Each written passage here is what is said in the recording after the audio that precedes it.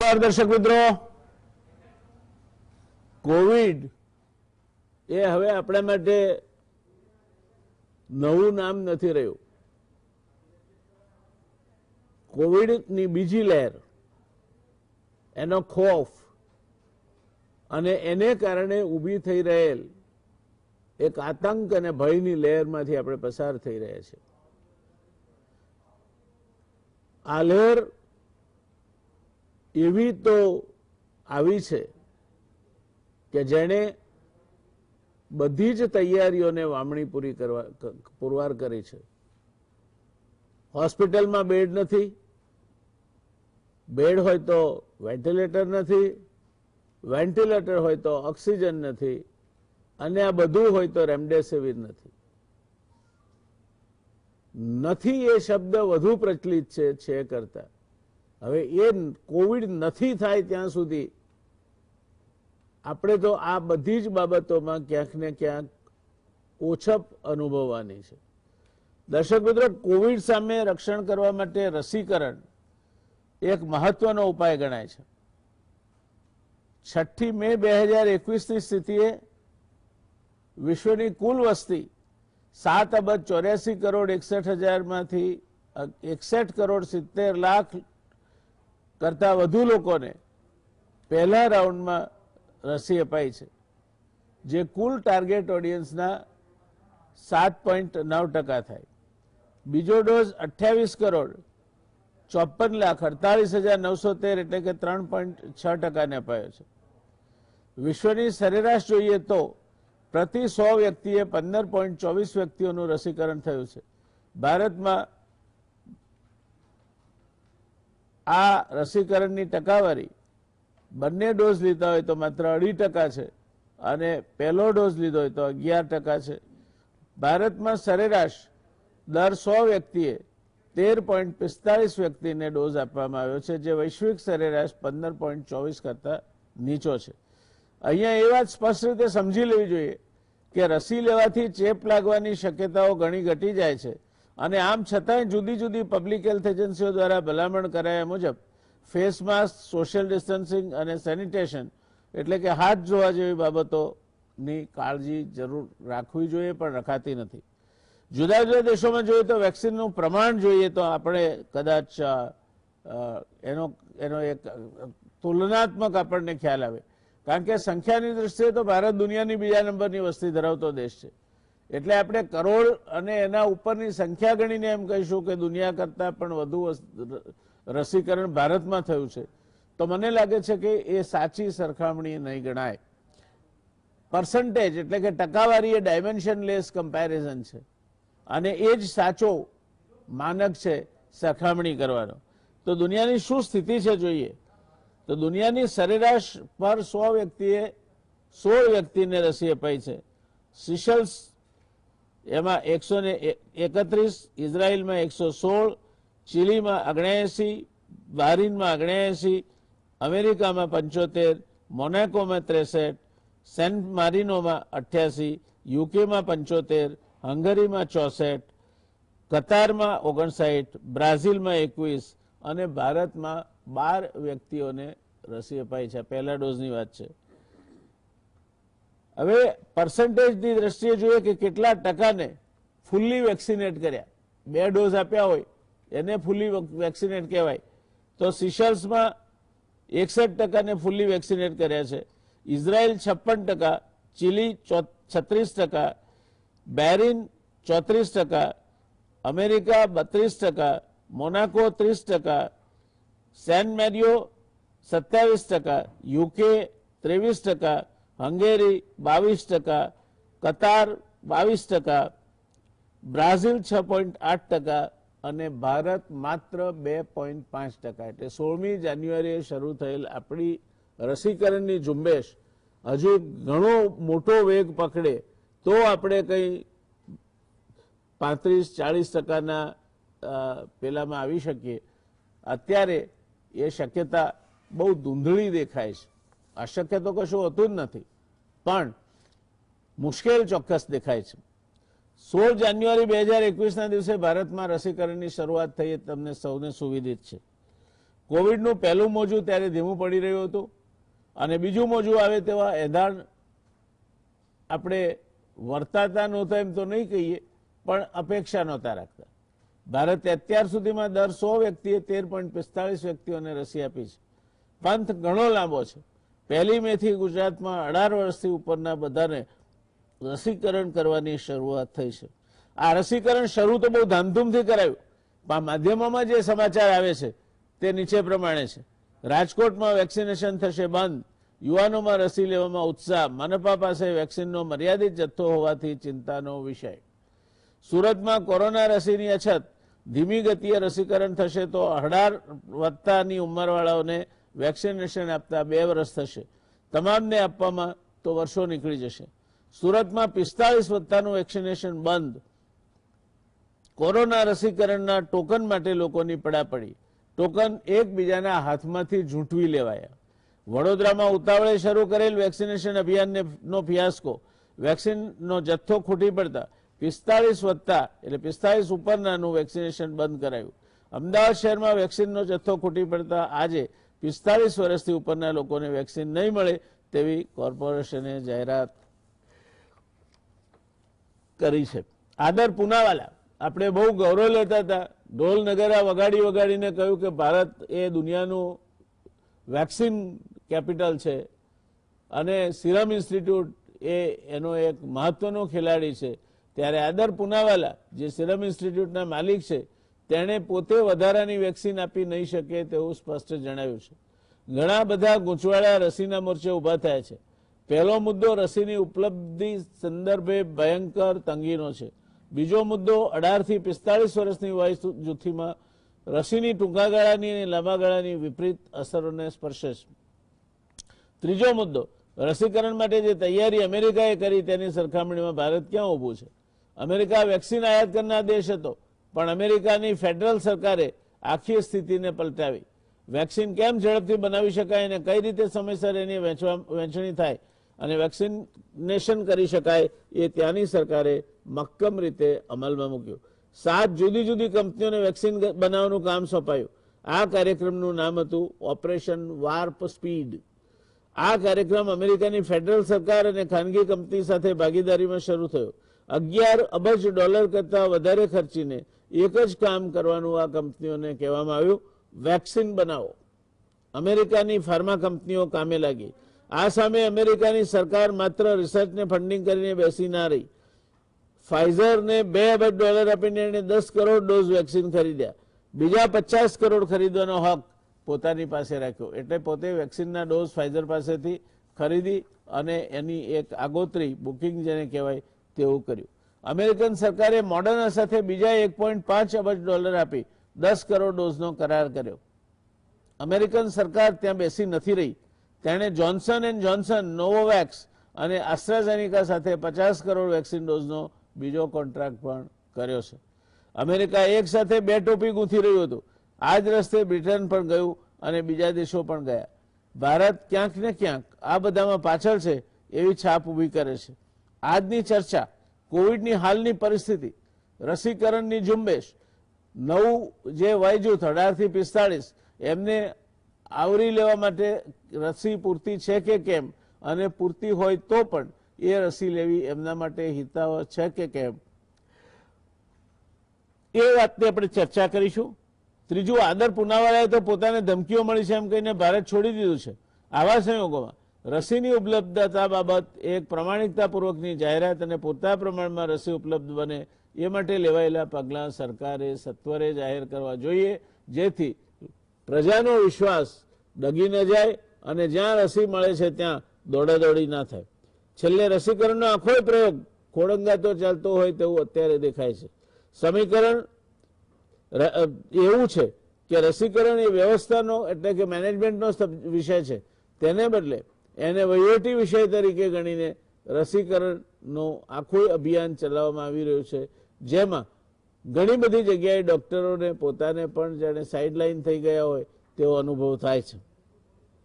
દરમિયાનમાં કોવિડનું ત્રીજું વેવ આવશે અને આવશે તો હળવું હશે કે ભારે, આવી બધી અટકળો હવે શરૂ થઈ છે. ભારત સરકારે એના ઉપર નજર રાખવી જોઈએ, જેથી સરળતાપૂર્વક આ કામગીરી થઈ શકે. એટલે હજુ કોવિડના બીજા વેવથી આપણે નિપટ્યા નથી. રસીકરણની વાતો કરીએ છીએ. 18+ જૂથને રસીકરણ હજુ 1 મે શરૂ થયું છે.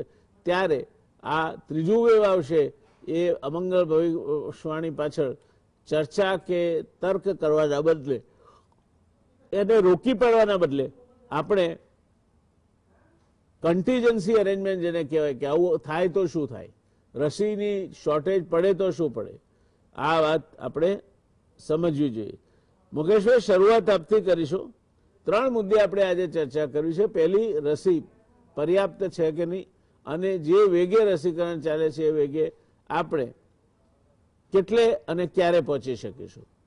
સાહેબ, આજે ખૂબ મહત્વનો ચર્ચાનો મુદ્દો છે આપણો.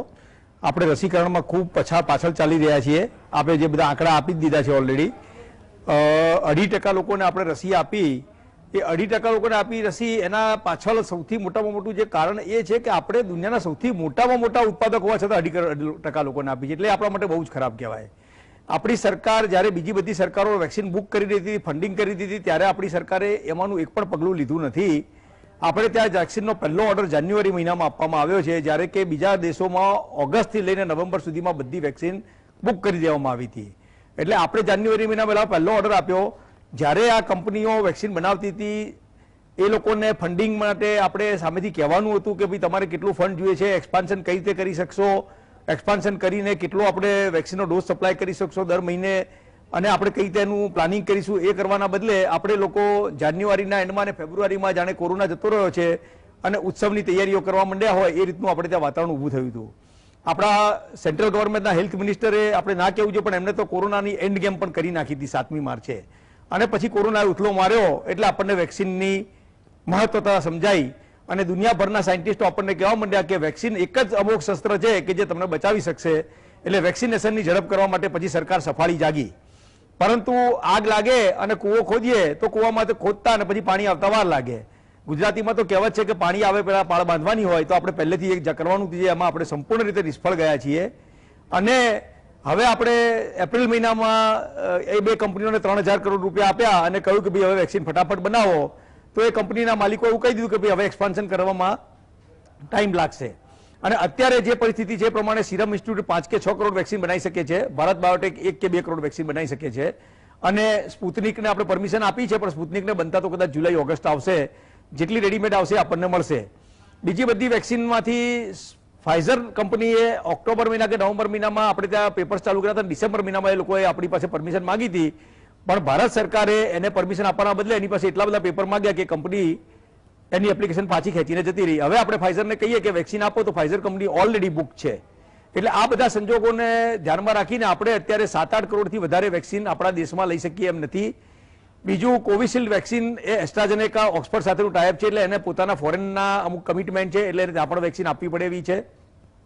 એક્સપાન્શન એ લોકોએ ચાલુ કર્યું છે. જુલાઈ મહિના સુધીમાં કદાચ એ લોકો 10-12 કરોડ અને ભારત બાયોટેક કદાચ 5-7 કરોડ સુધી પહોંચે તો 17 કરોડ વેક્સિન બને. અને પછી આપણે ત્યાં વેક્સિનનો થોડોક આપણને વધારે મળે અને આપણે કરી શકીએ એવું લાગે છે. પરંતુ અત્યારે વેક્સિનની પરિસ્થિતિ ખૂબ ગંભીર છે. આપણે જે કહી એના સિવાય એક આજે મેં હમણાં સાંજે ન્યૂઝમાં જોયું કે સુરતમાં લાઠીચાર્જ કરવો પડ્યો. 45 વર્ષથી ઉપરના લોકોને પોલીસે દંડા માર્યા. આનાથી વધારે શરમજનક દ્રશ્ય કોઈ ના હોઈ શકે. દુનિયાના તમામ દેશો વેક્સિન લેવા માટે નાગરિકોને પ્રોત્સાહન આપતા હોય ત્યારે આપણે ત્યાં દંડાવાળી કરવી પડે, એ બહુ ખરાબ કહેવાય. ટોકન ઝૂંટવતા દેખાય લોકો, વેક્સિન માટે પડાપડી થાય. સાહેબ, આપણે એક વસ્તુ તમને કહું કે ગઈકાલે મેં એક પેપરમાં બાઇડનનું એક સ્ટેટમેન્ટ વાંચ્યું કે એને જે મર્ચેન્ડાઇઝ કંપનીઓને કહ્યું કે જે લોકો વેક્સિન લઈને આવે છે ને તમે ડિસ્કાઉન્ટ આપો. કંપનીઓને એવું કહું કે તમે એમને પ્રમોશનમાં, એમને નોકરીની સેલરીમાં એવા બધા બેનિફિટ આપો. તો જ્યારે તમે વેક્સિનને પ્રમોટ કરવાની વાત કરતા હો એના બદલે બીજી બાજુ તમારી પાસે વેક્સિન ના હોય એટલે આપણા માટે બહુ જ ગંભીર પરિસ્થિતિ છે. કારણ કે આ વખતના વેવમાં 18 થી 45 વર્ષના ખૂબ યુવાનો મોતને ભેટ્યા છે, ખૂબ ક્રિટિકલ થયા છે. અને આગળ હવે કયા ટાઈપના આવશે આપણને ખબર નથી. કેનેડાએ આજે 12 થી 15 વર્ષમાં પણ વેક્સિનની છૂટ આપી દીધી, એટલે ત્યાં 12 થી 18 માં બધા લોકો કવર થઈ જશે. અને યુએસમાં પણ 2.2 મિલિયન વેક્સિન એ લોકો રેડી રાખી છે કે જેવી એમની એજન્સી કહે કે ભાઈ આપણે વેક્સિન ચાલુ કરવાનું છે તો એમને કહ્યું છે તરત કરી દઈશું. અને આજે એમને 4 જુલાઈ એક ડેડલાઇન આપી છે કે 4 જુલાઈ સુધી અમેરિકાના તમામ લોકોને અમે વેક્સિનેટ કરી નાખશું. એટલે 70% ઉપરના તો ડબલ વેક્સિન થઈ ગઈ હશે. અને પોસિબલ છે કારણ કે એ લોકો રોજ 1 મિલિયન લોકોને વેક્સિનેટ કરે છે. એટલે 60 દિવસ તો 60 દિવસમાં એ લોકો બાકીના બધા લોકોને વેક્સિનેટ કરી દેશે અને 4થી જુલાઈએ ઇન્ડિપેન્ડન્સ ડે આપણે મનાવીશું એવું એમને કહ્યું છે. એટલે આ એક દૂરંદર્શી પ્લાનિંગ કહેવાય અને એક દીર્ઘદ્રષ્ટિ કહેવાય કે ભાઈ આપણે આ પ્રમાણે કરવું પડશે. એની સામે આપણે વેક્સિનની કંપનીઓને કોઈ મદદ ના કરી, વેક્સિનનું એક્સપાન્શન કરવા માટે આપણે કોઈ ધ્યાન ના આપ્યું અને હવે આપણે વેક્સિન આપવી છે અને એક મોટો વર્ગ ખુલ્લો કરી નાખ્યો છે. કારણ કે આપણે ત્યાં 60 કરોડ લોકો છે કે જે 18 થી 45 માં આવે છે, પ્લસ 45 ઉપરના લગભગ બીજા 10 કરોડ લોકો એવા છે કે જેને વેક્સિન નથી મળી. એટલે લગભગ આપણે ત્યાં 140 કરોડ ડોઝની જરૂર છે 2 ડોઝ પ્રમાણે, અને એ પણ નેક્સ્ટ 5 મહિનામાં. એટલે ખૂબ અઘરું છે. પરંતુ હજુ પણ કશું ખાટું મોડું નથી થયું. જુલાઈ મહિના સુધી આપણે જે વેક્સિન છે અવેલેબલ છે એને કરીએ, પણ જુલાઈ મહિનાથી આપણે રોજની 50 થી 70 લાખ લોકોને વેક્સિનેટ કરવાનો ટાર્ગેટ રાખીને ચાલવું જોઈએ. તો મહિને 15-20 કરોડ લોકોને વેક્સિનેટ કરીએ તો કદાચ ડિસેમ્બર મહિના સુધી આપણે ભારતની 70% વસ્તીને કદાચ આવરી લઈએ એવું બને. પણ એ ખૂબ મોટો ટાસ્ક છે. એના માટે ખૂબ મહેનત કરવી પડશે, ખૂબ પ્લાનિંગ કરવું પડશે અને આપણે કહ્યું એ પ્રમાણે મેનેજમેન્ટની એજન્સીઓને કામે લગાડવી પડશે. કારણ કે આમાં ડોક્ટરનો બહુ રોલ રહેતો નથી. ડોક્ટરનો રોલ ખાલી એના એડવર્સ રિએક્શન જોવા પૂરતો અને વેક્સિનેશન પ્રોપર થાય છે કે નહીં એ જોવા પૂરતો જ રહે છે. પણ મેનેજમેન્ટનો ઇસ્યુ બહુ મોટો છે કે વેક્સિનને કઈ રીતે લોજિસ્ટિકલી પહોંચાડવી, કઈ રીતે એને નાના નાના સેન્ટરો પર લઈ જવી અને કઈ રીતે લોકોને એના માટે મોટિવેટ કરીને લાવવા. મુકેશભાઈ, આપે જે વાત કરી એના પરથી તો એવું લાગે છે કે આ વેક્સિનેશન એ જે પ્રકારે જ ચાલી રહ્યું છે, જે 2.5% એ કર્યું છે, તો આપને શું લાગે છે કે કેટલા ટકા સુધી પહોંચવું જોઈએ જેના કારણે આપણો આ જે કોરોનાનો કેર છે એમાં ગણનાપાત્ર ફરક પાડી શકે? હા, એ બહુ મહત્વનો સવાલ આપે કર્યો સર. જ્યારે કોરોનાનો પહેલો વેવ આવ્યો ને ત્યારે એનો R0 જે હતો એના R0 હવે દોઢો થઈ ગયો છે.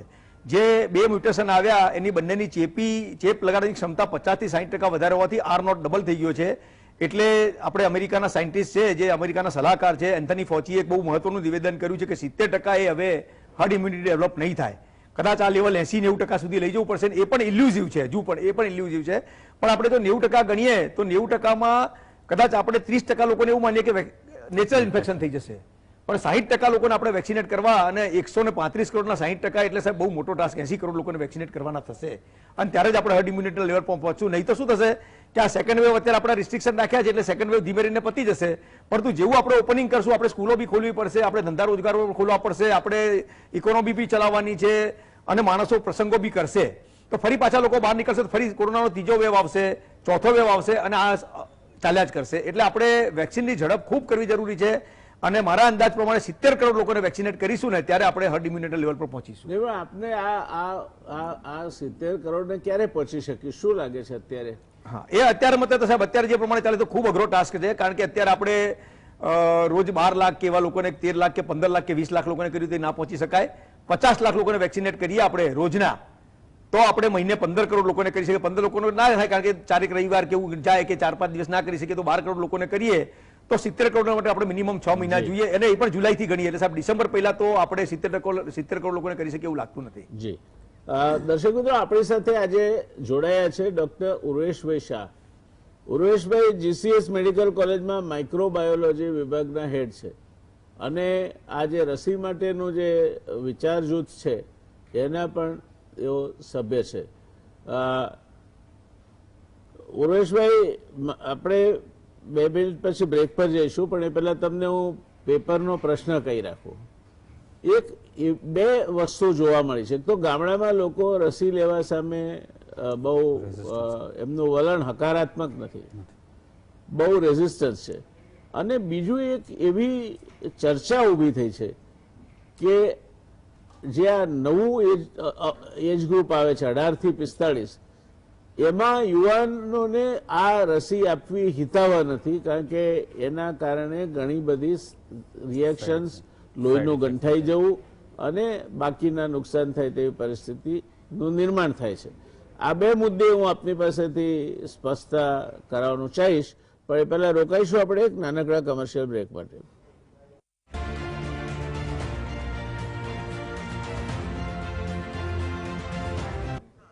નમસ્કાર દર્શક મિત્રો, બ્રેક બાદ રસી અંગેની આ ચર્ચામાં આપનું પુનઃ સ્વાગત છે. રસીની રેસમાં આપણે ક્યાંક પાછળ પડી રહ્યા છીએ એવું નિષ્ણાતોનું માનવું છે. પણ એ સિવાયના બે મુદ્દા જે મારે ઉર્વેશભાઈને પૂછવા છે, એક તો ગામડામાં હજુ પણ રસી લેવા સામે એક પ્રકારનો વિરોધ પ્રવર્તે છે, રસી નથી લેવી, અને હવે આ સંક્રમણ ગામડામાં પહોંચ્યું છે. અને બીજું એક એવી પણ ચિંતા વ્યક્ત કરવામાં આવે છે, દહેશત વ્યક્ત કરવામાં આવે છે, અને એને કેટલાક નિષ્ણાતોએ ટેકો પણ આપ્યો છે કે 18 થી 45 વર્ષના વયજૂથમાં યુવાનોને આ રસી આપવી જોખમી છે, કારણ કે એનાથી ક્લોટિંગ થઈ જાય છે. ઓલરેડી એસ્ટ્રાઝેનિકા ઉપર બ્રિટનમાં પ્રતિબંધ મૂકવામાં આવ્યો છે. ત્યારે આ વયજૂથમાં આ રસીઓ આપવી જોઈએ નહીં. આ બંને મુદ્દે આપને શું કહ્યું સુરેશભાઈ? વ્યાસ સાહેબ, આપણે જે શરૂઆતમાં વેક્સિનેશન ડ્રાઈવમાં આપણે જે પાછળ પડ્યા એના જે રીઝન્સની ચર્ચા કરતા હતા, મહેશ્વરી સાહેબે પણ ઘણા બધા પોઈન્ટ્સ જણાવ્યા. એમાં આપણે જોવા જઈએ તો બે મેઇન પોઈન્ટ છે જેની અંદર આપણે ઉણા ઉતર્યા છે. પહેલી વસ્તુ તો કદાચ આપણે વેક્સિનેશન્સના જે ડોઝનો જથ્થો છે એ કદાચ પૂરતા પ્રમાણમાં આપણે એક્વાયર નથી કરી શક્યા અને પૂરતો આપણે ડિસ્ટ્રીબ્યુટ પણ નથી કરી શક્યા. કદાચ આ પહેલો મુદ્દો છે, એ તો આપણે વિસ્તૃત ચર્ચા કરી જ. પણ બીજો મુદ્દો છે એ અવેરનેસ. પબ્લિકમાં અવેરનેસ લાવવા માટે પણ આપણે છે ને ઘણા અંશે પાછા પડ્યા હોય એવું લાગે છે. કારણ કે જ્યારે વેક્સિનેશન ડ્રાઈવ સ્ટાર્ટ થયો હતો જાન્યુઆરી, અને જાન્યુઆરી પછી બીજા તબક્કે જ્યારે એપ્રિલમાં દરેક જણ માટે આપણે શરૂ કર્યું, ત્યારે જોયું કે જ્યાં 100ની વેક્સિનેશન સાઇટ તૈયાર કરવામાં આવે, 100 જણને બોલાવવામાં આવે SMS કરીને, તેમાંથી માળ 15 કે 20 જણ આવતા હતા. એટલે પછી તો ગ્રેજ્યુઅલી એવું થયું કે 100ની જગ્યાએ આપણે 250-300 જણને બોલાવવામાં આવતા હતા. ત્યારે જઈને કદાચ 100ની સાઇટ કદાચ કમ્પ્લીટ થઈ શકતી હતી. આ તો સિટી એરિયાની વાત છે. તો ગામડામાં તો આના કરતા ઘણો પુઅર રિસ્પોન્સ છે. એટલે એવું લાગી શકે કે કદાચ આપણે એમનામાં અવેરનેસ લાવવામાં આપણે કદાચ થોડા કાચા પડ્યા છીએ, અને એને જ કારણે કદાચ આ જે ગેરમાન્યતાઓ તો સોશિયલ મીડિયાના થ્રુ ડિસ્ટ્રીબ્યુટ થતી હોય છે. ઘણા તર્ક વિતર્કો, ઘણા પોતપોતાની રીતે સાયન્સ ડિસ્ટ્રીબ્યુટ કરતા હોય છે, જેને કારણે ગેરમાન્યતાઓ બહુ પ્રવર્તી રહી છે, અને એને કારણે લોકોમાં વિરોધ છે વેક્સિનનો, અથવા તો વેક્સિનેશન ડ્રાઈવને પ્રોપર વેગ નથી મળી રહ્યો ગામડામાં. એટલે એમના મગજમાં જે ગેરમાન્યતાઓ છે એને દૂર કરી અને એમને અવેર કરીને વેક્સિનના શું ફાયદા છે એ જણાવી અને વેક્સિનેશન ડ્રાઈવ આપણે સ્ટ્રોંગ કરવું જોઈએ.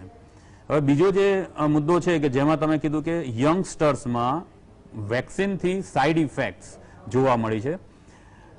એવું નથી કે યંગસ્ટર્સની અંદર આજે ક્લોટિંગના જે કોમ્પ્લિકેશન્સ આપણે ઓબ્ઝર્વ કરીએ અમુક યુરોપિયન કન્ટ્રીમાં, એ યંગસ્ટર્સમાં છે એવું નથી. એ દરેક એજ ગ્રુપમાં પણ બહુ જ રેર, એવું કહી શકે કે મિલિયન્સની અંદર એકાદ કેસમાં એવું થતું હોય છે કે જેની અંદર વેક્સિનની અગેન્સ્ટમાં એક પ્રકારનો એલર્જીક રિએક્શન્સ જે સ્ટાર્ટ થાય, એ એલર્જીક રિએક્શન્સ જે એથ્રોસ્ક્લેરોટિક લિઝન્સ હોય બોડીની અંદર, જે બ્લડ વેસલ્સમાં એથ્રોસ્ક્લેરોટિક લિઝન્સ હોય, જ્યાં ક્લોટ્સ ઓલરેડી હોય, ત્યાં એ રિએક્શન રિએક્ટિવેટ થાય છે, અને એના ઇન્ફ્લામેશનને કારણે એ ક્લોટ થોડો એનલાર્જ થઈ અને અથવા તો ડિટેચ થઈ અને ફર્ધર આગળ જઈને વેસલ્સ બ્લોક કરે છે, અને આના કારણે કોમ્પ્લિકેશન થાય છે. આ અને બીજો એક ફિનોમિના છે જે કોનિક્સ ફિનોમિના કહે છે. આ બંને બહુ જ રેર ફિનોમિના છે, એટલે એ કોમ્પ્લિકેશનથી સહેજે ગભરાવાની જરૂર નથી. 18 થી 45 વર્ષના જે વ્યક્તિઓ છે એમાં સાઇડ ઇફેક્ટનું પ્રમાણ કદાચ વધારે છે. એ સાઇડ ઇફેક્ટ એટલે શું? એને સાઇડ ઇફેક્ટ ના કહી શકાય, એને જસ્ટ ઇફેક્ટ જ કહેવાય કે વેક્સિન લીધા પછી બોડી જ્યારે રિસ્પોન્સ કરે ત્યારે સ્વાભાવિક રીતે તાવ આવે. આ જે તાવ આવે અને હાઈ ગ્રેડ ફીવર આવે, એટલે કે વધારે પડતો તાવ આવે, એ 18 થી 45 વર્ષના એજ ગ્રુપમાં વધારે જોવા મળ્યો છે. જેમ વધારે યંગ એમ તાવ આવવાની ચાન્સીસ અથવા તો ગીડીનેસ એવા પ્રોબ્લેમ્સ થતા હોય છે. એટલે પણ એ રીતે કંટ્રોલ કરી શકાય એવું છે. સામાન્ય આપણે પેરાસિટામોલથી એને કંટ્રોલ કરી શકાય એવું છે, એટલે એમાં કોઈ ચિંતા કરવાની જરૂર નથી. એટલે હું ચોક્કસપણે કહીશ કે આ એજ ગ્રુપ વાળાએ સહેજે ગભરાવાની જરૂર નથી. એવી કોઈ સાઇડ ઇફેક્ટ નથી કે વેક્સિન લેવાથી એને આપણે ડેન્જર કહી શકાય એવું બિલકુલ નથી. એટલે ચોક્કસપણે વેક્સિન લેવી જોઈએ, બિલકુલ ગભરાયા વગર. અને કોઈ પણ, એ કોવિશિલ્ડ હોય, એસ્ટ્રાઝેનેકાની હોય કે કોવેક્સિન હોય, જે મળે એ વેક્સિન લેવી જોઈએ. બધી જ વેક્સિન અસરકારક છે, સારી એવી અસરકારક છે, એ મ્યુટન્ટ સામે પણ પ્રોટેક્શન આપશે. એટલા માટે અચૂકપણે એ વેક્સિન લેવી જ જોઈએ. જી, ધન્યવાદ. માળવકર સાહેબ, આપને મેં જાણી જોઈને આ બંને નિષ્ણાતો વાત કરી લે ત્યાર પછી આપના અવલોકનો મળે તે માટે તંગ નથી કર્યા. 4 મુદ્દા ઊભા થયા છે જેની આપણે અવલોકન સાથે એની ટીકા ટિપ્પણ કરવાની છે. પહેલો મુદ્દો છે રસીકરણની ગતિ ઘણી ઓછી છે, અને જો એ ગતિ લગભગ તમારે 50 થી 60 કરોડ કે 70 કરોડે પહોંચવું હોય તો ઘણું વધારવું પડશે. બીજું રસીની જ ખોટ છે, રસીની શોર્ટેજ છે. અને ત્રીજી વાત છે કે ગામડાઓમાં તો રીતસર એના સામે ઘણી બધી જગ્યાએ અવરોધ છે, રેઝિસ્ટન્સ છે. અને કેટલાક કિસ્સાઓમાં તો આરોગ્ય કર્મીઓ જાય, સરપંચ એમને આધાર કાર્ડ 101 આપી ભેગા કરી આપે, એની નોંધણી થાય, સિક્કા મરાય અને રસીકરણનો ડ્રાઈવ પૂરો થઈ જાય, પાછા આવે. ખરેખર રસી કોઈને આપી ના હોય. છેલ્લો મુદ્દો આ 18 થી 45 વય જૂથનો છે. આ 4 મુદ્દા પર આપને શું કહેવું છે? આપણે જે પહેલો પ્રશ્ન ચાલુ કર્યો કે રસીની સ્પીડ બહુ ધીમી છે, એમાં હું કદાચ ક્રિકેટનું એ કહું કે T20ની મેચ સંભળવાની હતી, એને બદલે આપણે કદાચ ટેસ્ટ મેચ સમજીને એને શરૂઆત કરી છે. એટલે જે ઇમરજન્સી યુઝ વેક્સિનેશનમાં એપ્રુવલ મળ્યું હતું, એ ઇમરજન્સી એટલે 24 કલાક રાત દિવસ વેલ પ્લાન્ડ એવી રીતના આપણે જો કર્યું હોત તો કદાચ આપણે આમાં આગળ થોડા નીકળી શક્યા હોત. બીજું, મહેશ્વરી સાહેબે જે કહ્યું કે આપણા દેશની વસ્તી 140 કરોડ છે, એ તો આપણને ઘણા વખતથી ખબર છે. જે રસીના ઉત્પાદકોની કેપેસિટી બી 3 થી 4 કરોડ ની વધીને હવે 7 કરોડ અને થોડી કદાચ વધે તો 10 કરોડ મહિનાની થશે, એ પણ આપણને ખબર છે. એટલે એ તો એક રેટ લિમિટિંગ ફેક્ટર જેને કહીએ કે કેટલી સ્પીડથી આપણે રસી કરી શકીશું, રસીકરણ, એ એક તો ચોક્કસ છે. એટલે એને પાર કરવું મુશ્કેલ છે. એને જો આપણે વહેલી શરૂઆત કરી હોત કેપેસિટી વધારવાની, અને રસી બનાવવાનું શાસ્ત્ર એ દવા બનાવવાના શાસ્ત્ર કરતાં બહુ જ કોમ્પ્લિકેટેડ છે. અને હજુ સુધી જે કોઈએ ચર્ચા નથી કરી એમાં પણ એક મુદ્દો કહું કે આ જે સ્પીડ આપણે ગણી રહ્યા છીએ 7 કરોડ ડોઝ બનશે, એ જો કોઈ ફેલ્યોર ના થાય, એમાં કોઈ બેચ રિજેક્ટ ના થાય તો આ છે. પણ રસીકરણમાં એવું પણ પાસ્ટમાં થયેલું છે કે આખી બેચ 1 લાખ 10 લાખ ડોઝની રિજેક્ટ થઈ જાય, કારણ કે એમાં કોઈ પ્રકારનું કોન્ટેમિનેશન થઈ જાય, એમાં કોઈ ભૂલ રહી જાય તો એ આખી બેચ ફેંકી દેવી પડે, એવી પણ પરિસ્થિતિઓ ઊભી થયેલી છે. એટલે આ એક આપણે ખાસ વિચારવાનું છે કે રસીની ઝડપ વધારવા માટે રસીની ઉપલબ્ધિ વધારવી જોઈએ. એ સાથે એક નવો વિચાર જે કોઈએ જ મૂક્યો નથી અને જેને બ્રિટનમાં એક અપવાદ રૂપ અથવા ભૂલ રૂપ ગણવામાં આવ્યો હતો, અને એની આગળ કોઈ સંશોધન થયું નથી. તમે એસ્ટ્રાઝેનિકાના ટ્રાયલ જુઓ તો એક ટ્રાયલનો આર્મ, એક વિભાગ એવો હતો કે જેમાં પહેલા અડધો ડોઝ અને પછી 1 ડોઝ મુકાયો હતો, અને એમાં રિઝલ્ટ વધારે સારા આવ્યા હતા. પણ એ ભૂલ હતી, એટલે એ ગણીને એ વિશે કોઈએ ધ્યાન આપ્યું નથી. મારું તો એક માનવું છે કે કેમ ના આપણે, રસી તો ઓછી છે એ તો ખબર જ છે, આપણે આવી બીજી ટ્રાયલ ભારતમાં કરીએ કે અડધો ડોઝ અને આખો ડોઝ, અને એનાથી જો સારી ઇમ્યુનિટી એનાથી થતી હોય તો આપણે 30% વધારે લોકોને એટલા ડોઝમાંથી વેક્સિનેશન મળી શકે. એટલે એ તરફ પણ વિચાર, એનાલિસિસ અને જરૂર પડે તો ટ્રાયલ બી કરવાનો વિચાર કરવો જોઈએ. જેમ એક ભૂલ એલેક્ઝાન્ડર ફ્લેમિંગે કરીને એમાંથી આપણને પેનિસિલિનની શોધ થઈ, એ ભૂલ ન થઈ હોત તો કદાચ પેનિસિલિન અને એન્ટીબાયોટિક હરત જ નહીં. એવી રીતે આ ભૂલમાંથી કદાચ આપણને એવું ફરી આપણે એના પ્રયોગો કરીએ તો એવું કંઈક મળે કે ઓછી રસી આપીને વધારે આપણને સારા રિઝલ્ટ મળે. એવું થયેલું છે. જે આપણે કૂતરા કરડવાની રસી આપીએ છીએ, કૂતરા કરડે પછી એ પહેલા આપણે ઇન્ટ્રામસ્ક્યુલર આપતા હતા, હવે આપણે એને ઇન્ટ્રાડર્મલ આપીએ છીએ, ડોઝ 1/10 થઈ ગયો છે, અને છતાં એટલા રિઝલ્ટ. એટલે એવું કંઈક હું અજુગતું બહુ કહું છું એવું નથી, હું વેક્સિનેશનનો સાયન્ટિસ્ટ નથી, પણ આવું બનેલું છે. એટલે એ પણ આપણે દિશામાં વિચારવું છે. કેરાલાના મિનિસ્ટર હમણાં કહ્યું કે 10 માંથી અમે 11 ડોઝ આપીએ છીએ, કારણ કે દરેક વાયલમાં થોડું વધારે વેસ્ટેજ માટે વધારે રસી મૂકેલી હોય છે. એટલે એ રીતે પણ આપણે કંઈક વિચાર કરવો જોઈએ કે આપણે જેટલા ડોઝ છે એનો સૌથી મેક્સિમમ ઉપયોગ કઈ રીતે કરી શકીએ. બીજું, અમેરિકામાં જે કરે છે, આપે બી ગયા વેક્સિન ના પ્રોગ્રામમાં કહ્યું હતું કે છેલ્લે જે ડોઝ બચી જાય છે દરેક વાયલમાં અને ફેંકી દેવામાં આવે છે. હમણાં જ આવ્યું હતું ગુજરાતમાં કંઈ 7 લાખ ડોઝ ફેંકી દીધા, વેસ્ટ થયા. તો એના 0 વેસ્ટ નું ટાર્ગેટ રાખીએ કે ભાઈ છેલ્લે 1 કલાકમાં જે કોઈ મળે રસ્તા પરનો કોઈ વ્યક્તિ જે એલિજિબલ હોય કે ના હોય એને પકડીને એને રસી, તમે વાત કરી હતી એવી રીતે મુકાઈ જાય. આપણો ટાર્ગેટ એવો હોવો જોઈએ કે એકે બચવો ના જોઈએ. એટલે એ રીતનું કંઈક આપણે વિચારીએ તો આપણે જેમ પેલું ગુજરાતીઓ કહે ને કસ કાઢીએ એ પ્રમાણે રસી જેટલી ઉપલબ્ધ છે, ઓફકોર્સ રસી વધારવાનો પ્રયત્ન તો કરીએ જ, પણ જેટલી રસી ઉપલબ્ધ છે એનો સૌથી સારો કસ કાઢીએ. બીજું મેં આગળ 2-3 વાર કહ્યું છે, આખા બધાને રસી આપવાને બદલે જ્યાં રોગ વધારે ત્યાં રસી વધારે. એટલે ગુજરાત ગણીએ તો અમદાવાદ, વડોદરા, રાજકોટ, સુરત એ 5 જગ્યાઓમાં સૌથી વધારે રસી મૂકીએ તો કદાચ ત્યાં હર્ડ ઇમ્યુનિટી ઝડપથી આવે. એમ આખા ભારતમાં 50 જિલ્લાઓ છે કે જેમાં સૌથી વધારે રોગ ફેલાયેલો છે, તો તેમાં રસીનું આપણે કેન્દ્રીકરણ કરીએ.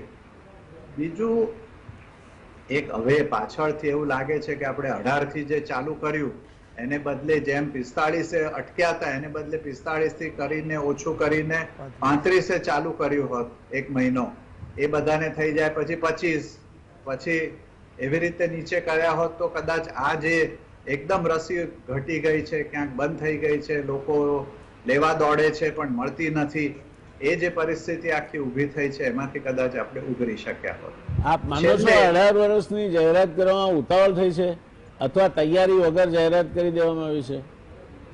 હા, એટલે જાહેરાત કરી તે વખતે ક્લિયર હતું કે 7 કરોડથી વધારે આપણે બનાવી શકતા નથી 1 મહિનામાં, અને આપણી પાસે એવો કોઈ સ્ટ્રેટેજિક સ્ટોક નથી કે એવી કોઈ બીજી જગ્યાએથી આપણે રસી લાવી શકવાના નથી.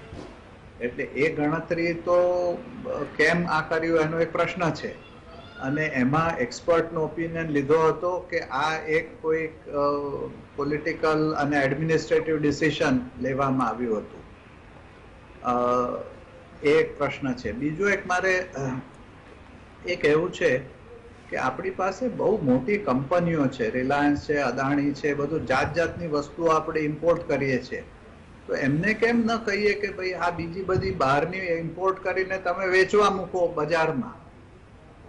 ફાઇઝર છે, મોડર્ના છે, બીજી છે, સ્પુટનિક છે, બધું જ સરકાર કરે, સરકારના એના સ્પીડથી થાય, એના કરતા પ્રાઇવેટ સેક્ટરમાં એને ઓપન મૂકવામાં આવે અને બજાર ભાવે જે કંઈ બજાર ભાવ પડે એ બજાર ભાવે વેચવામાં આવે. કારણ કે રસી ન હોવાથી જે લોકો સંક્રમિત થયા છે અને જે ટ્રીટમેન્ટ લે છે એની કોસ્ટ તમે કાઢો, તમે લોકોના બિલ જુઓ, 3 થી 5 લાખ, 10 લાખ, 15 લાખ, 50 લાખથી 1 કરોડ સુધી પણ લોકો જે વેન્ટિલેટર ઉપર ગયા છે એમના બિલો ઘણા બધા જગ્યાએ થયેલા છે.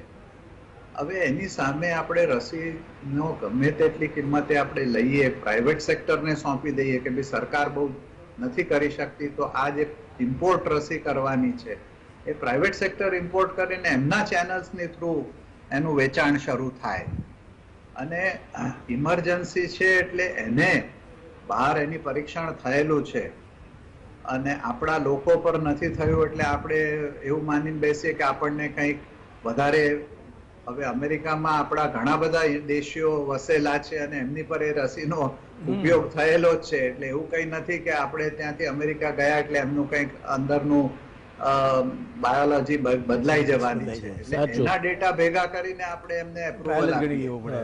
એટલે એ રીતનું કંઈક વિચારી શકાય કે જેનાથી ઝડપથી જે બીજી રસીઓ છે એ આપણે ત્યાં આવે, કારણ કે આપણે ત્યાંની જે રસીઓ છે એની કેપેસિટી ઓછી છે બનાવવાની અને આપણી પોપ્યુલેશન વધારે છે. એટલે આવું કંઈક વિચારીએ તો આપણે એને ઝડપથી ત્રીજી જે તમે વેવ છે એને અટકાવવા માટેના પ્રયત્નો કંઈક થઈ શકે. માણક સાહેબ, હું જો આપની વાતને સાચી રીતે સમજો હોઉં તો નીચે પ્રમાણેના મુખ્ય મુદ્દાઓ એમાંથી નીકળે છે. પહેલો મુદ્દો એ છે કે રસી પૂરતી સંખ્યામાં નથી તો આયાત કરીને એની ખોટ પૂરવી જોઈએ, અને ખાનગી કંપનીઓ આયાત કરીને એ વેચવા તૈયાર હોય તો એમને વેચવા દેવી જોઈએ, ઓપન ડોર પોલિસી રાખવી જોઈએ. બીજો મુદ્દો એ છે કે આ સીધું 18 વર્ષ ઘટાડી નાખવાને બદલે 45માંથી 35 કરીને ગ્રેજ્યુઅલી આગળ ચાલ્યા હોત તો અત્યારે જે પરિસ્થિતિ છે અત્યારે લગભગ તૂટી પડી છે વ્યવસ્થા. આજે સુરતમાં જે બનાવ બન્યો, દંડાવાળી કરવી પડી પોલીસને, લગભગ તૂટી પડી છે વ્યવસ્થા.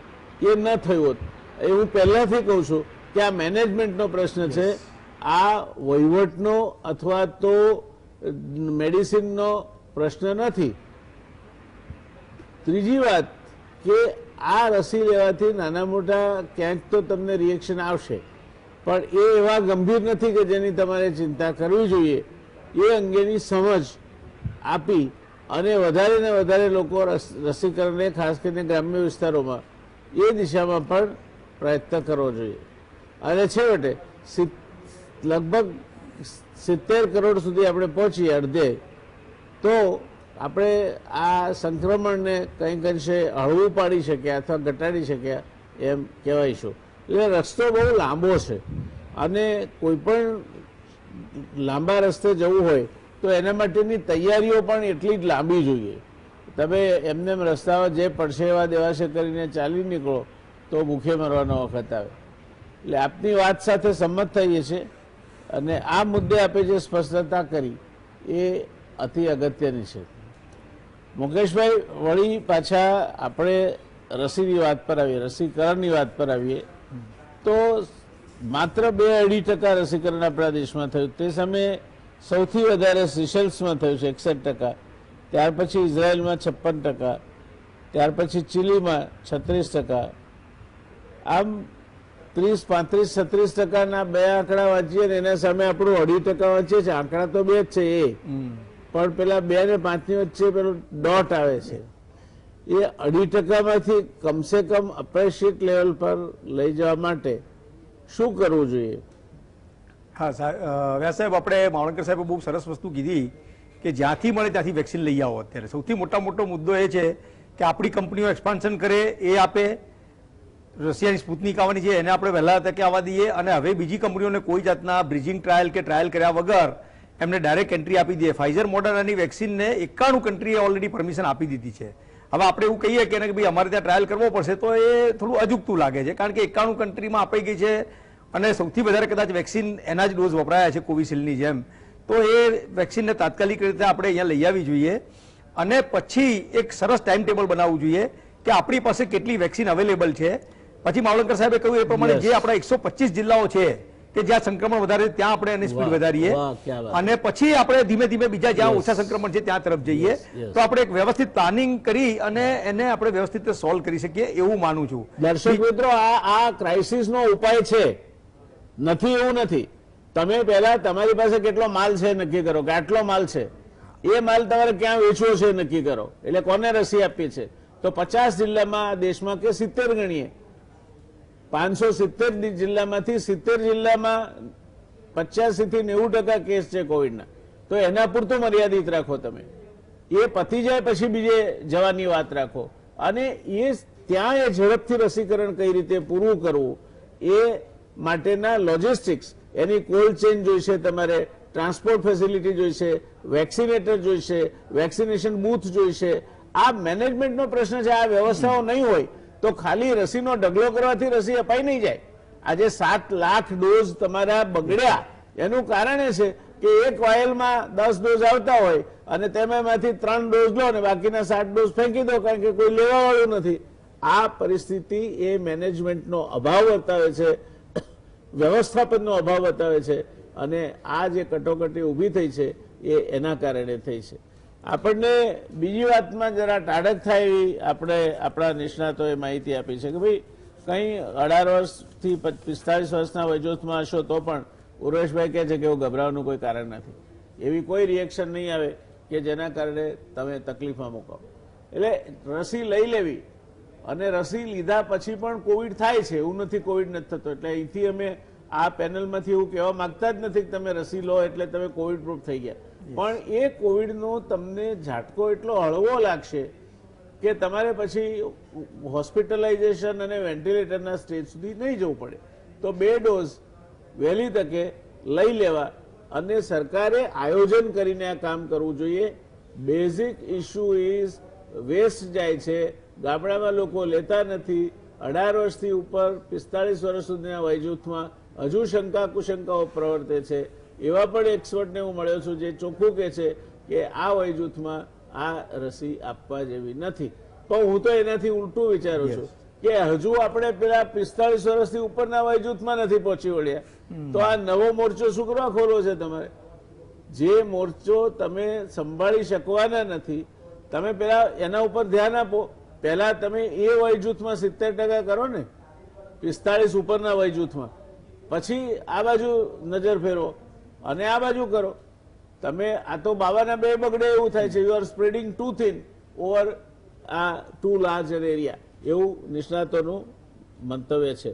ઉર્વેશભાઈ, આ રસીની બાબતમાં માણસ રસી ક્યારે લઈ શકે, ક્યારે નહીં લેવી જોઈએ, રસી લીધા પછી તાવ આવે ના પણ આવે તો આવે એ સારો કહેવાય કે ના આવે એ સારો કહેવાય, અને આવે તો તરત ડોલો લઈ લેવી જોઈએ 650, દર 8 કલાકે ડોલો તમને તાવ હોય કે ના હોય લીધા કરવી જોઈએ 3 દિવસ માટે. શું કરવું જોઈએ? આમ આઈડિયલ પ્રોટોકોલ રસી લીધા પછીનો શું હોઈ શકે? શરૂઆતમાં આપણે એક પ્રશ્ન પૂછ્યો કે રસી ક્યારે લેવી ક્યારે ના લેવી. જો આપણે એક રીતે એ પણ વિચારી શકીએ કે જે 18 થી 45 વર્ષ માટે જ્યારે આપણે ઓપન કર્યું ત્યારે વેક્સિનેશન માટેનો ધરસારો ઘણો વધારે હતો, પણ અત્યારના સમયમાં જે લહેર ચાલી એની અંદર ઓલમોસ્ટ તમે જોવા જાઓ તો 25% જેટલા કેસીસ તો પોપ્યુલેશન તો ઇન્ફેક્ટેડ થઈ ચૂકી છે. એટલે ઘણા બધા લોકોને આ વેવમાં સેકન્ડ વેવમાં ઇન્ફેક્શન થયું છે. ભલે આંકડો રોજનો 4 લાખ કે અત્યાર સુધીનો તમે આ વેવની અંદર જુઓ તો 1 કરોડની આસપાસ હોય, પણ જેન્યુઅલી જોવા જઈએ તો અત્યારે 10-15 કરોડ જેટલા પબ્લિકના ઇન્ફેક્શન થઈ ચૂક્યું છે અને એ લોકો જાણે છે. તો હું એટલું દર્શક મિત્રોને કહેવા માંગીશ કે જેને ઇન્ફેક્શન થયું છે એ લોકો એટલું યાદ રાખે કે એમને ઇન્ફેક્શન થયાના 2 થી 3 મહિના સુધી એમની અંદર એન્ટીબોડી છે, એટલે એ લોકો રીઇન્ફેક્શનથી પ્રોટેક્ટેડ તો રહેવાના છે. આ તો મિનિમમ સમય માટે, એ ઘણા લાંબા સમય માટે પણ પ્રોટેક્ટેડ રહી શકે. એટલે જો આ લોકો વેક્સિન માટે ઉતાવળ ના કરે અને જે લોકો ઇન્ફેક્ટેડ નથી થયા અને જો એ લોકો જેવું એમને ચાન્સ મળે અને ત્વરિત જો વેક્સિન લે તો કદાચ આપણે આ જે હર્ડ ઇમ્યુનિટી જે ઓવરઓલ આપણે જે 90% સુધી પહોંચવાનો ટાર્ગેટ છે એ આપણે વધારે સારી રીતે લઈ શકીશું. ગવર્મેન્ટની ગાઈડલાઇનમાં જે ઇન્ફેક્ટેડ છે એને પણ વેક્સિન આપવાનું પ્રોવિઝન છે જ, એટલે એમણે પણ લેવાની છે, પણ એમને ઉતાવળ કરવાની જરૂર નથી. એ લોકો આમે એવું છે કે એક વખત જો ઇન્ફેક્શન થાય તો એમને 2 મહિના સુધી તો આમે વેક્સિન લેવાની જ નથી, કારણ કે વેક્સિનનો રિસ્પોન્સ પણ એમને પુઅર આવશે. એટલે 2 મહિના પછી એ વેક્સિન લઈ શકે, એટલે એ લોકોએ ઉતાવળ ના કરવી જોઈએ.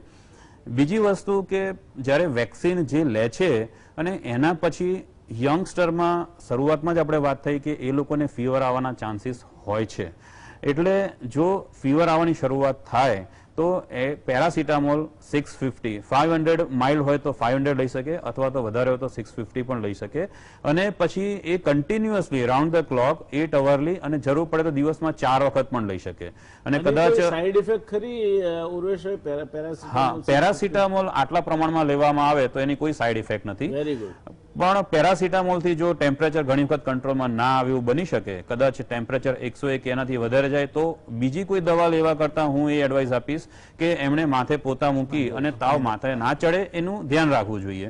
બને ત્યાં સુધી paracetamol maximum 650 4 times a day સુધી લઈ અને કંટ્રોલમાં કરવું જોઈએ, કારણ કે બીજી જે દવા છે એનાથી બીજા અમુક પ્રકારની સાઇડ ઇફેક્ટ થઈ શકે કે તમે આઇબ્યુપ્રોફેન છે અથવા તો ડાયક્લોફેનેક આપણે એક વસ્તુ કે ઇન્જેક્ટેબલ ડાયક્લોફેનેક આપીએ જે તો ટોટલી કોન્ટ્રાઇન્ડિકેટેડ છે. એટલે તાવ માટે કોઈ પણ આવી ઇન્જેક્ટેબલ લેવાની જરૂર નથી. બીજી કોઈ દવા લેવી હોય તો કોઈ ડોક્ટરને પૂછીને જ લે કે ભાઈ વધારે તાવ છે તો આ દવા લઈ શકાય કે નહીં. એ સિવાય બીજી કોઈ સાઇડ ઇફેક્ટ્સનું આની અંદર બહુ જ ઓછા ચાન્સીસ છે. અમુક લોકોને રેશ આવે છે કારણ કે આ પણ એક પ્રકારનું એલર્જન છે, તો એવી કન્ડિશનમાં પણ ડોક્ટરને પૂછીને એન્ટીહિસ્ટામિનિક જેવી દવા લઈ શકાય. એટલે આટલું જ ધ્યાનમાં રાખવાનું છે. અમુક એવા ક્વેશ્ચન પણ લોકોના મગજમાં થતા હોય છે કે જેમણે 1 ડોઝ લીધો અને પછી એમને ઇન્ફેક્શન થયું તો એનું શું? તો એના માટે એટલું કહીશ કે જ્યારે બીજી ટાઈમ ઇન્ફેક્શન થાય છે ત્યારે એ લગભગ સેકન્ડ ડોઝ એટલે બુસ્ટર જેવી જ ઇફેક્ટ કરે છે. એટલે 1 ડોઝ એને લીધો હોય અને એના મહિના પછી જો એને ઇન્ફેક્શન થાય છે તો એને કદાચ સેકન્ડ ડોઝ લેવાની પણ જરૂર ના પડી શકે.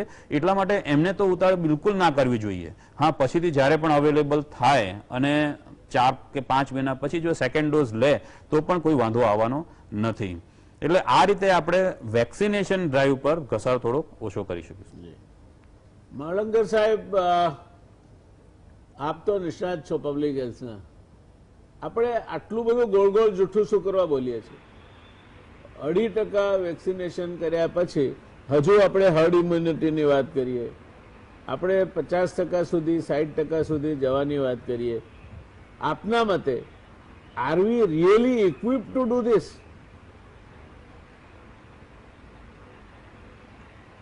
હર્ડ ઇમ્યુનિટી તો આપણે જ્યાં તે 70-80% પહોંચીશું ત્યારે આવશે. અને એટલા માટે હું ફરી એકવાર યાદ દેવડાવું કે હર્ડ ઇમ્યુનિટી એ લોકલ ફિનોમિનન છે. અમદાવાદમાં આવી શકે, અમદાવાદની આપણે 70% પોપ્યુલેશનને કવર કરી લઈએ, મુંબઈમાં આવી શકે, ત્યાંની 70% પોપ્યુલેશનને કવર કરી લઈએ. તો એટલે આખા દેશની 70% કરવાની જરૂર મને તો નથી લાગતી. જ્યાં જ્યાં વધારે કેસ છે એટલા જ 50, 70, 60, 80 જે કંઈ ડિસ્ટ્રિક્ટ તમે નક્કી કરો, સિટી નક્કી કરો, ત્યાં હર્ડ ઇમ્યુનિટીનો આપણે પ્રયત્ન જો કરીએ અને આમાં જો તમને લોકોને કે બીજાને કંઈક અજુગતું લાગતું હોય તો એનો એક ડિસ્ટ્રિક્ટમાં પ્રયોગ કરીએ.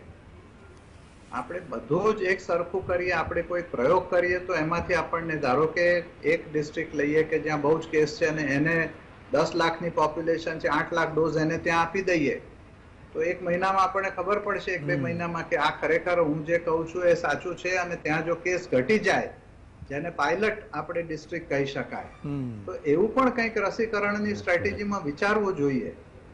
જે ઉપરથી બીજા દેશો કરે છે એનું જ અનુકરણ કરીએ તો પછી આપણા સાયન્ટિસ્ટ, આપણા એપિડેમિયોલોજીસ્ટ, આપણા મગજનો આપણે ક્યાં ઉપયોગ કરી રહ્યા છીએ? એ તો પછી ચીલા ચાલુ છે, અમેરિકાએ કર્યું એવું આપણે કરી રહ્યા છીએ.